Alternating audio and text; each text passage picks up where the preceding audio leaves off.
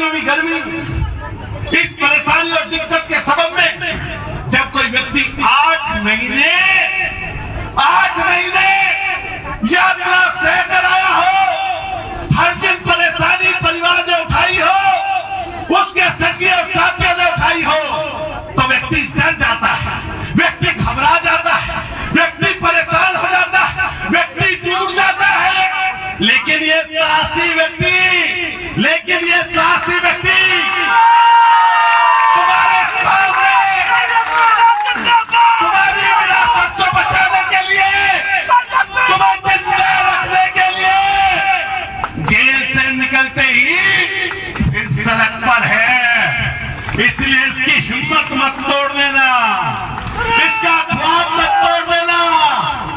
एक बार हाथ खड़े करिए दोनों, और इस बार यह बालाजी के चरणों में कसम खाइए कि पूरी यात्रा, पूरी संक्रांति यात्रा को एक एक व्यक्ति सफल बनाएगा। हाथ उठाइए, कसम खाइए इस चीज की। बताओ कसम खाते हो? जोर से बोलो, कसम खाते हो? मनोबल गिरने तो नहीं दोगे? हालांकि ये जिस मिट्टी का बना है इंसान, इसकी हिम्मत को तो ईश्वर परमात्मा ही तोड़ सकता है, और किसी की हिम्मत और हैसियत नहीं है। मैं और बोलूंगा, सुनना, महत्वपूर्ण बात सुनना। इनकी टक्कर किससे है? टक्कर धन्ना सेठों से है, सत्ताधीशों से है। ये गरीब का बेटा, आपका लाल, आपका वारिस, आपकी विरासत की रक्षा करने वाला, आपके बड़ों को नाम देने वाला, आपकी नस्लों को सुधारने वाला एक हिम्मती पैदा हुआ है। इन धन्ना सेठों को, इन सत्ताधीशों को, जो अलग अलग पार्टियों के लोग हाथ मिला लेते हैं, वो इसकी ताकत देखकर हाथ मिला रहे हैं, अलग अलग दल के लोग। लेकिन मैं खुले रूप से कहता, जब तक आप इसके साथ खड़े हो, जब तक ये मंच इसके साथ खड़ा है, जब तक आम आदमी इसके साथ खड़ा है, क्या कोई हिम्मत को दिखा सकता है क्या? अरे जोर से बताओ, हिम्मत कम कर सकता है क्या? कोई ताकत जुगा सकती है क्या? 8 महीने जेल का जेल बदला, मुलाकात होने नहीं दी, और सारे ताकतवर लोग दिल्ली में आज लोकसभा चली है नरेश भाई, उसकी जो सबसे बड़ी गद्दी पर बैठता है, कौन बैठता है? लोकसभा का अध्यक्ष। जानते हो कौन बैठता है ना? इसकी टक्कर उससे है, उससे, मामूली लोगों से नहीं है। इसलिए नौजवान साथियों, मैं आपके उस स्वाभिमान को ललकार के जा रहा हूं, मैं उस ईमानदारी को ललकार के जा रहा हूं, जिसने कभी अंग्रेजों के सामने भी झुकना नहीं सीखा था, न कभी नेता सत्ताधीशों के सामने झुकना कभी सीखा है। इसलिए एक व्यक्ति न केवल अपनी तन और मन से इनका मदद करना, उसके साथ साथ जब कोई व्यक्ति चलता है, धन्ना सेठ सामने होते हैं, ताकतवर लोग सामने होते हैं, तो सामने से लालच दिया जाता है, सामने से डराया जाता है, सामने से धमकाया जाता है। बताओ नौजवानों, क्या किसी लालच में कभी आओगे तो नहीं? जोर से बोलो, आओगे तो नहीं? कभी किसी की डराए और धमकाए में कभी आओगे तो नहीं? आपके ऊपर दामोदार है, इन्होंने पांव निकाला। अगर कोई राजेंद्र जी इन नौजवान की जगह, इस नौजवान की जगह होता, तो घर में बैठ जाता, समझौता कर लेता, पैसा ले लेता और छुप जाता। लेकिन हिम्मत देखो तुम इस व्यक्ति की। न एनएसए से डर रहा, न गैंगस्टर से डर रहा, न गुंडा एक्ट से डर रहा, न सरकार के जुल्म सितम से डर रहा, और न इन बैठे हुए धन्ना सेठों से डर रहा। तो बताओ, ऐलान होता है इस बात का?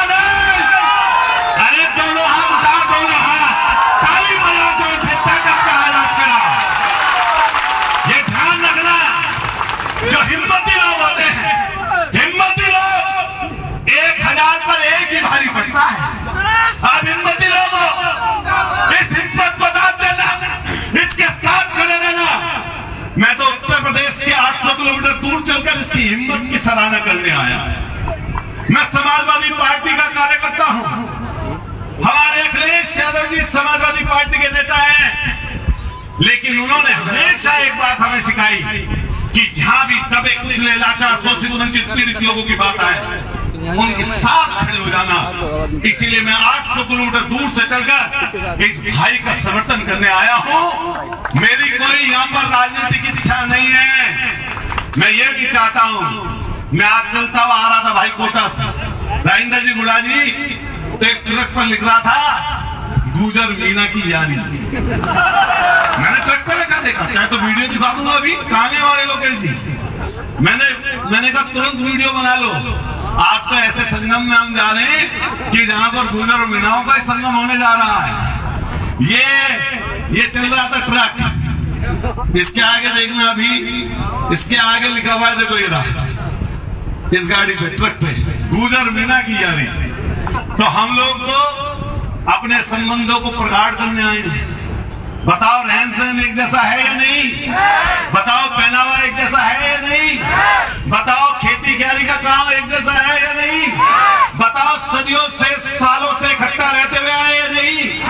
छोटी मोटी दरार लोगों ने करने की कोशिश की, लेकिन वो दरार नहीं पड़ेगी।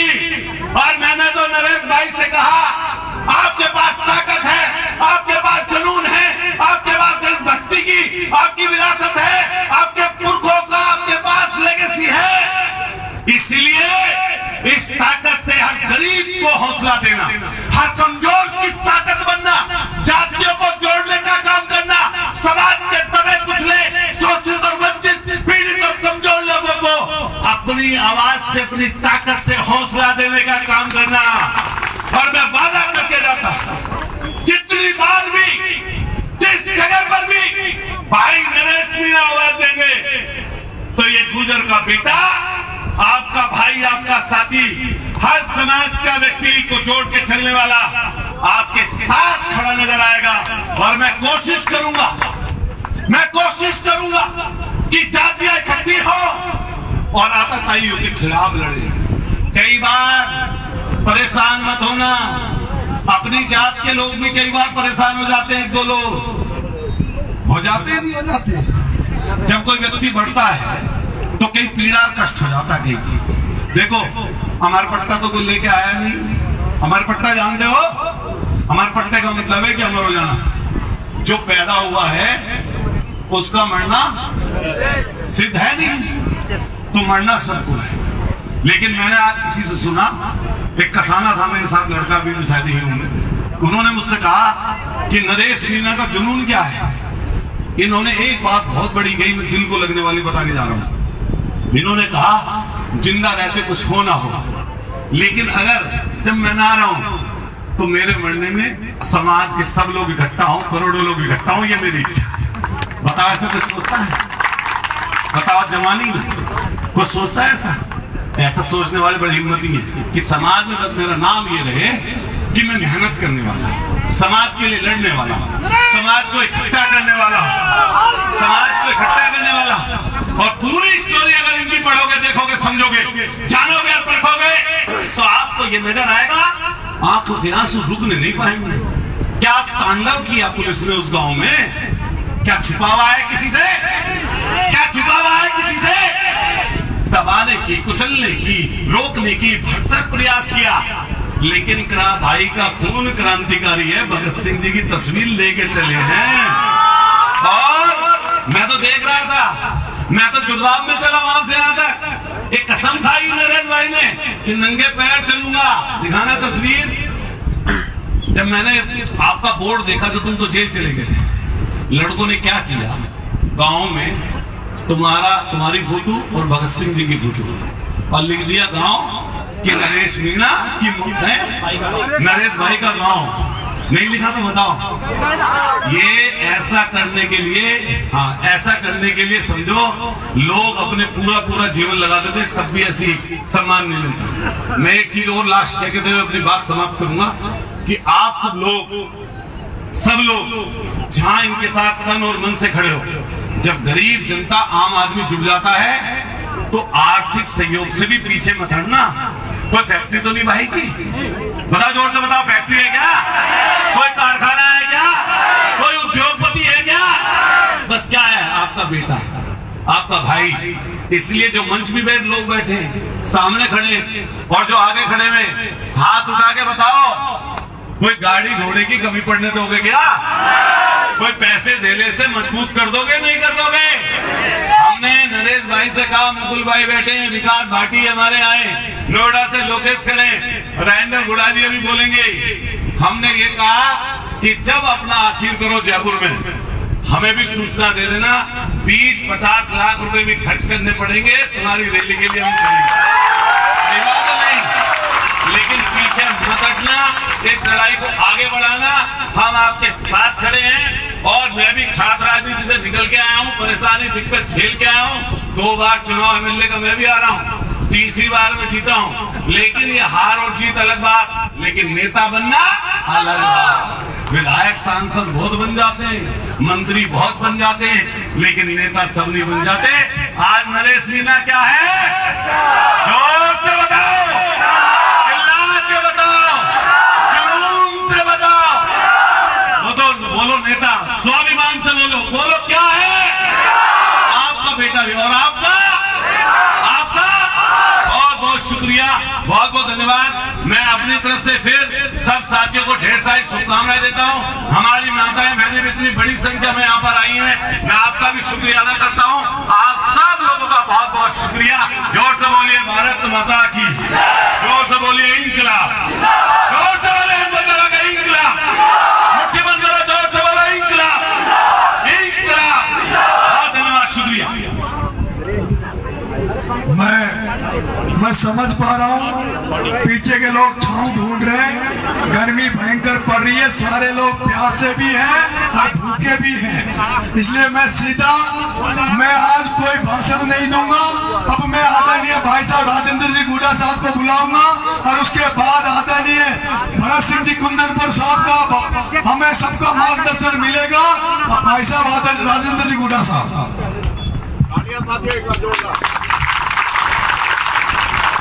जय बोलो कामखेड़ा बालाजी महाराज की, जय बोलो बालाजी महाराज की। आज के कार्यक्रम के अंदर, इस क्रांति के अंदर भरत सिंह जी का पधारना, राजस्थान की राजनीति में भाई नरेश, ये कोई छोटी बात नहीं है। पूरा राजस्थान देख रहा है कि भरत सिंह जी जैसे संजीदा ईमानदार आदमी जब आपको आशीर्वाद देने के लिए आ गए, तो ये मान लेना कि जहां भी ये ईमानदारी जिंदी है,